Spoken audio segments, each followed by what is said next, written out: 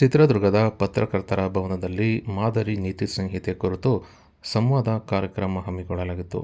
ಇನ್ನು ಚಿತ್ರದುರ್ಗ ನಗರದ ಪತ್ರಕರ್ತರ ಭವನದಲ್ಲಿ ಗುರುವಾರ ಬೆಳಗ್ಗೆ 10:30ಕ್ಕೆ ಲೋಕಸಭಾ ಚುನಾವಣೆ ಮಾದರಿ ನೀತಿ ಸಂಹಿತೆ ಕುರಿತು ಪತ್ರಕರ್ತರಿಗೆ ಒಂದು ದಿನದ ಸಂವಾದ ಕಾರ್ಯಕ್ರಮ ಹಮ್ಮಿಕೊಂಡಿದ್ದು, ಜಿಲ್ಲಾಧಿಕಾರಿ ವೆಂಕಟೇಶ್ ಟಿ ಅವರು ಆಗಮಿಸಿ ಗಿಡಕ್ಕೆ ನೀರಾಕುವ ಮೂಲಕ ಕಾರ್ಯಕ್ರಮಕ್ಕೆ ಚಾಲನೆ ನೀಡಿ ಮಾತನಾಡಿದ್ದು, ಚುನಾವಣೆ ವೇಳೆ ಪತ್ರಕರ್ತರ ಮೇಲೆ ಹೆಚ್ಚಿನ ಜವಾಬ್ದಾರಿ ಇರುತ್ತದೆ.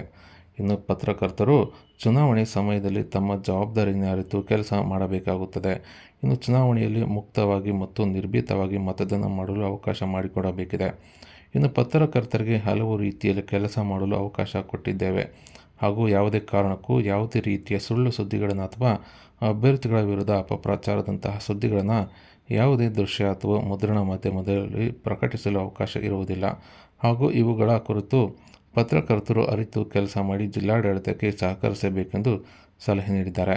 ಇನ್ನು ಈ ಸಂದರ್ಭದಲ್ಲಿ ಜಿಲ್ಲಾ ಪತ್ರಕರ್ತರ ಸಂಘದ ಅಧ್ಯಕ್ಷ ದಿನೇಶ್ ಎಂ ಗೌಡಗೆರೆ, ಎಸ್ಪಿ ಧರ್ಮೇಂದ್ರ ಕುಮಾರ್ ಮೀನಾ, ಪತ್ರಕರ್ತರ ಸಂಘದ ಪ್ರಧಾನ ಕಾರ್ಯದರ್ಶಿ ಸಿದ್ದರಾಜು ಹಾಗೂ ಜಿಲ್ಲೆಯ ಅನೇಕ ಪತ್ರಕರ್ತರು ಹಾಜರಿದ್ದರು.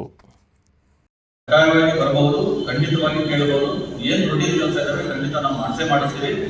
ಸ್ವಲ್ಪ ಟೈಮ್ ನಾನು ಹೇಳ್ತೀನಿ, ಚುನಾವಣಾ ಕರ್ತವ್ಯದಲ್ಲಿ ಭಾಗಿಯಾಗಿರೋದ್ರಿಂದ ಸ್ವಲ್ಪ ಟೈಮ್ ಇಯರ್ ಆಗ್ತದೆ.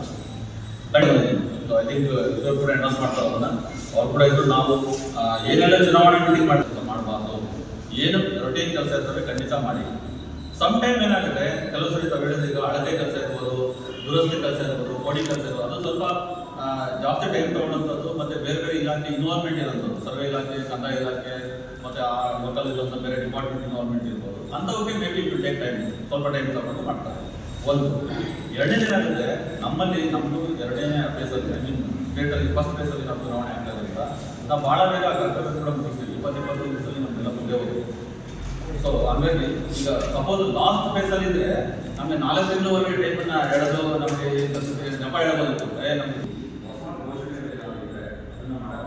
In case national related